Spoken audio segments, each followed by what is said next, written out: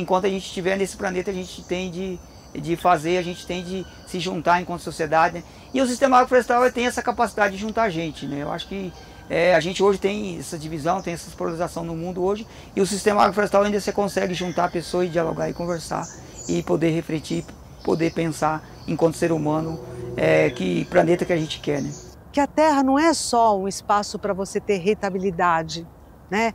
Ela é mais do que isso. A paisagem nas estradas que a gente vê, o que muito modifica a paisagem é a agricultura. Então vejo nesse projeto assim de plantar floresta uma possibilidade que a gente tem de mudar realmente a paisagem dos ambientes que a gente ocupa. Com as árvores vai vir os frutos, né? Seja qual for, né? Nem que seja árvores que não seja fruto comestível assim, mas é para os passarinhos. Os passarinhos vão vindo, com eles vão vir novas sementes, né? Vai voltar um ambiente diferente. A gente pode ser otimista, então? Acho que pode, sim. Eu acho que a gente pode ser otimista. A gente pode, acho que é possível a gente fazer mudanças. Tem coisa que a gente não vai reverter mais, mas tem coisa que a gente é possível reverter. Então o que a gente consegue reverter, a gente tem que trabalhar para reverter.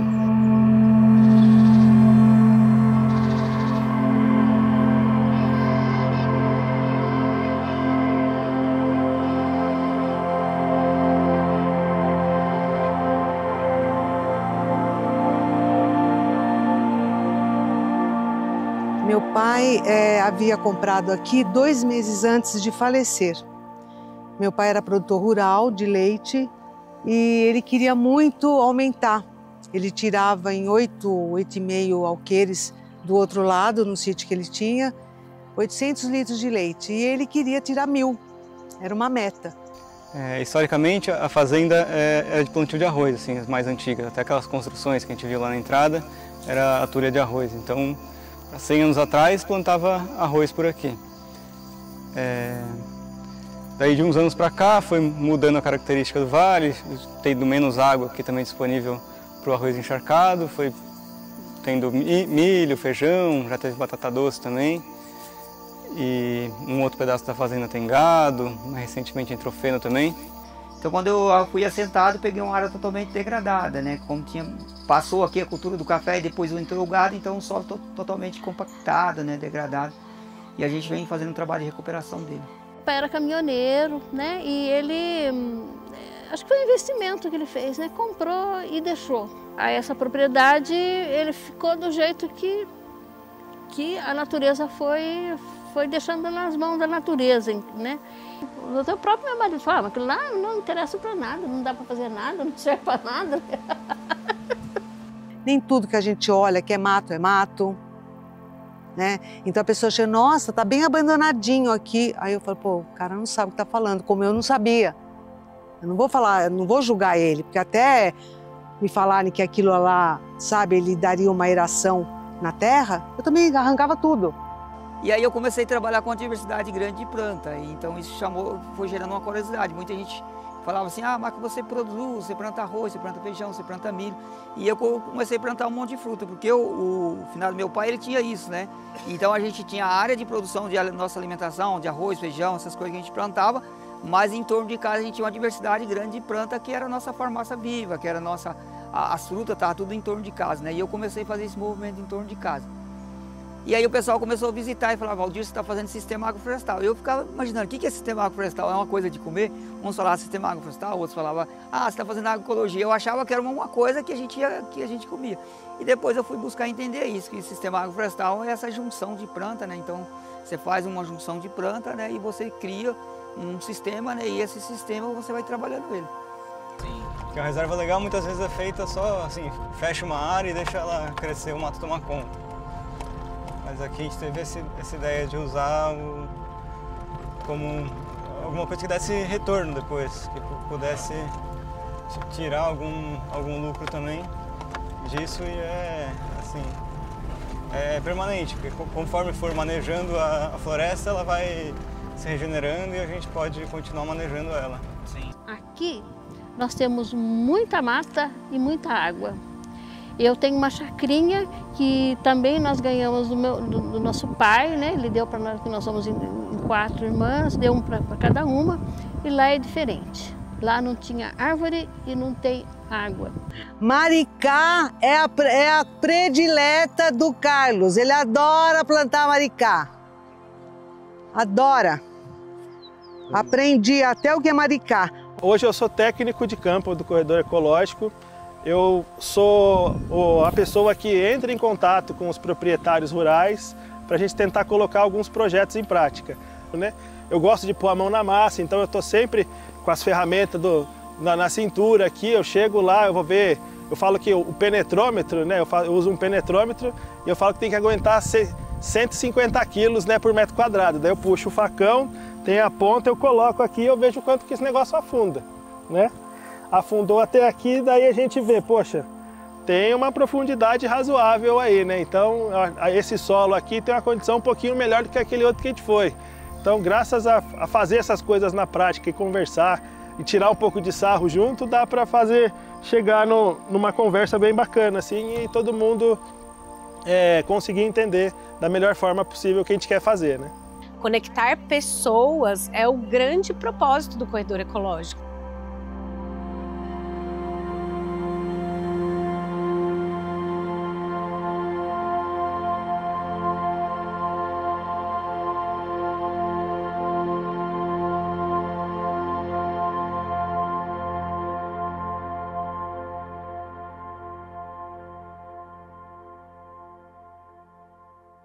O corredor ecológico é um caminho de muitas mãos. Não tem como você cuidar de uma bacia hidrográfica, de um planejamento de paisagem, se toda a sociedade não se conscientizar do valor que isso tem para nós, seres humanos, habitantes daquele espaço, e também para o que eu chamo de fringe stakeholders, até os não humanos. Que a grande sacada do Corredores foi levar ao limite extremo a questão da participação da comunidade na construção daquilo que interessa a ela, né? que a mobiliza. A ideia do corredor ecológico era fazer uma sensibilização de toda a sociedade para a importância do planejamento de paisagem e da interconectividade, porque, às vezes, você é dono de uma fazenda, você cuida bem da sua fazenda, mas você não olha os seus vizinhos. Então, a conectividade tem que ser algo regional. E aí entrou o apoio da Univap, o apoio do Instituto Nacional de Pesquisas Espaciais, né? E nós fomos mobilizando todos esses apoios até que, no ano 2009, nasceu a CEVP, a Associação do Corredor Ecológico do Vale do Paraíba. E por que no Vale do Paraíba? Porque o Vale do Paraíba ele tem uma ligação de desenvolvimento econômico muito forte para o Estado, né? Foi um dos principais locais onde ocorreu o desenvolvimento econômico-social do Estado de São Paulo. E o histórico do Vale do Paraíba era, antigamente, formado muito pelo agronegócio, e que foi sendo, ao longo do tempo, não vou dizer deixado de lado, mas deixou de ser a principal atividade, começou o crescimento industrial, e dentro dessa questão do Vale do Paraíba, existe o Rio Paraíba do Sul, que é um rio extremamente relevante para 3 estados, não só para São Paulo, mas também para Minas Gerais e Rio de Janeiro. Abastece aí de 15 a 20 milhões de pessoas, né? Então, é um rio de extrema relevância. Porque muitas vezes, quando vai falar de reflorestamento, de desmatamento, né, se pensa muito na Amazônia, né, se joga a imagem de meio ambiente muito para longe, para um verde que não está aqui no nosso meio, né? As grandes cidades, os grandes centros, as pequenas comunidades, né, todos nós vamos ser muito impactados. E o corredor, fazendo restauração, trabalhando com produtores rurais, né, fazendo essa parte de conversa, de conscientização, com educação ambiental, trabalha numa tentativa, né, de criar uma sociedade mais resiliente a esses eventos que estão ficando cada vez mais intensos, né, estão ficando cada vez mais frequentes, Se a gente não se conectar de fato com essas pessoas, a gente não faz floresta. A gente não aumenta e protege a biodiversidade.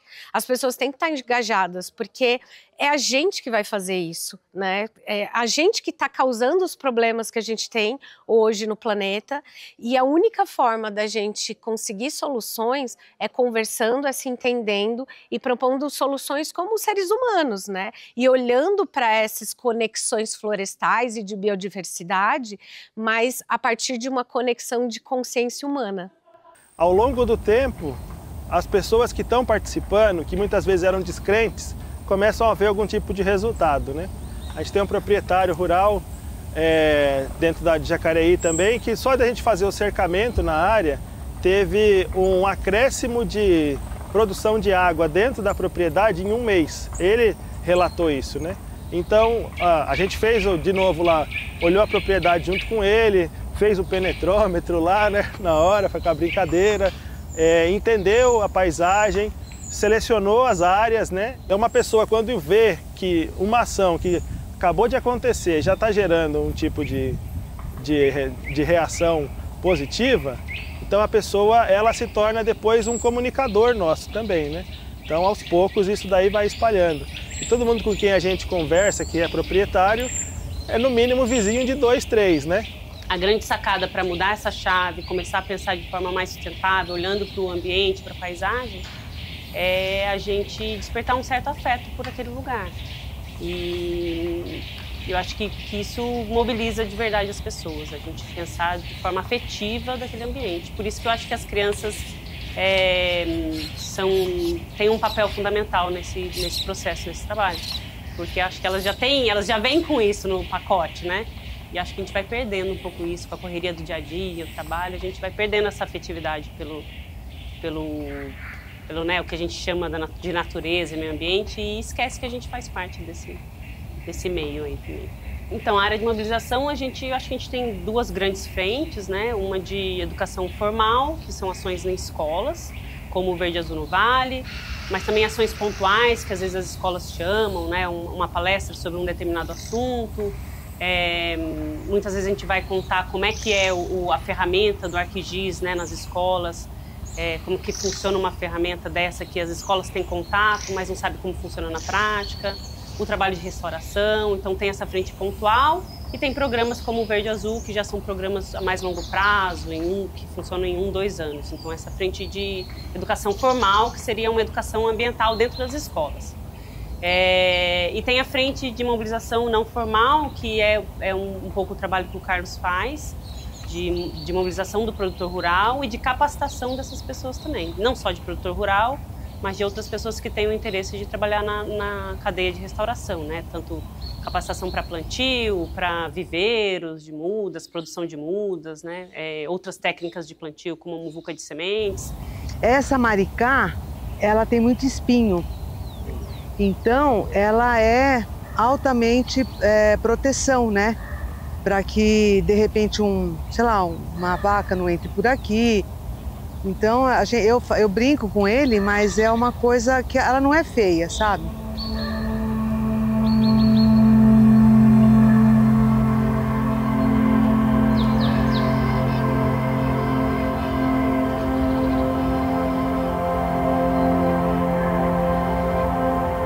Então acho que o corredor ecológico ele ajuda nesse ponto da gente chegar em algumas áreas que a gente não conseguiria chegar sozinho também, de trazer mais diversidade para a área de reserva legal. E em alguns outros casos, como no projeto Saúva, uma área que a gente estava com mais dificuldade de controlar o mato, por exemplo, de melhorar um pouco a terra, teve o plantio de adubação verde, que criou um microclima e melhorou a situação para a gente estar fazendo assim, um replantio e para as árvores estar crescendo mais. O corredor ecológico foi um divisor de águas. É uma escola, é uma escola. O corredor chegou lá com o pessoal, né, cercou a área. Primeiro foi fazer uma visita, identificou que tinha possíveis nascentes, né? E essa ideia de plantar água, para mim, nossa, encheu meus olhos, né? e já está tendo a diferença. Já está a área cercada, estão fazendo a adubação, né, verde, né, e já está começando a plantar, né, então já está mudando a minha chacrinha. E pode ser até que eu não veja, mas meus filhos vão ver a água lá de novo, se Deus quiser. E tudo isso está sendo assim uma educação para nós, uma educação ambiental. Tanto para nós como para os nossos filhos, porque agora nós estamos tendo assim a dimensão, né, a importância, né, do cuidado do meio ambiente.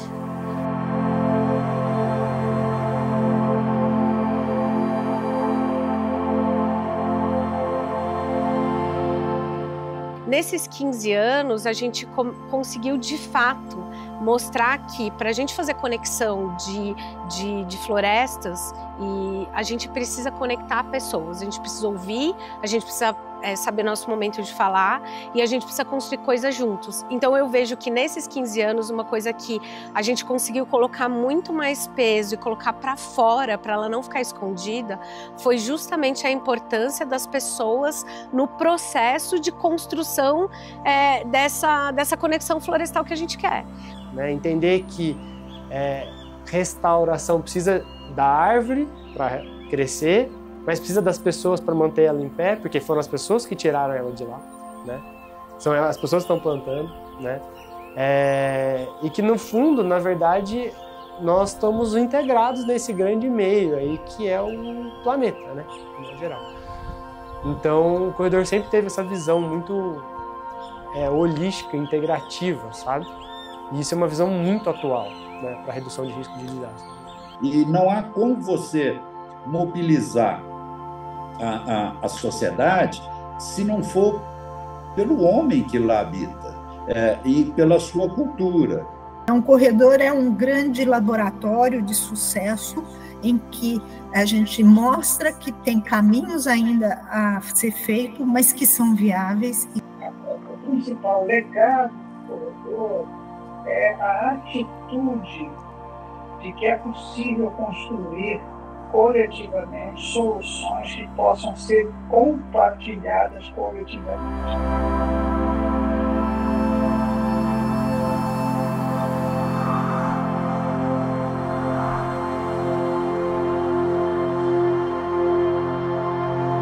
A terra, para mim, é esse contato com a minha essência, esse contato com tudo que eu aprendi do meu pai, essa presença dele. Então isso aqui é meu tudo, né? A sociedade tem um poder de mudar, dizer, ó, nós precisamos trazer um outro modelo de produção que não causa tanto impacto no meio ambiente igual a gente está causando, né? E esse uso de petróleo, o uso de máquina que a gente usa, né? E a gente abre mão dessa biodiversidade que a gente tem, né, para usar uma monocultura, né? E a monocultura que a gente usa no Brasil são plantas exóticas, né? Porque essa diversidade que a gente tem, que era mais de 3.000 plantas que a gente usava na nossa alimentação, a gente abriu mão, né? Então como a gente reverte isso enquanto sociedade?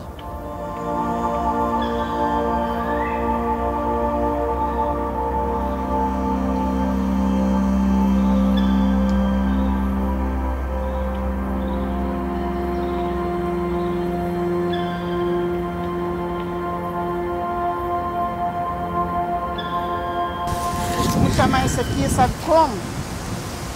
Lago dos Deuses.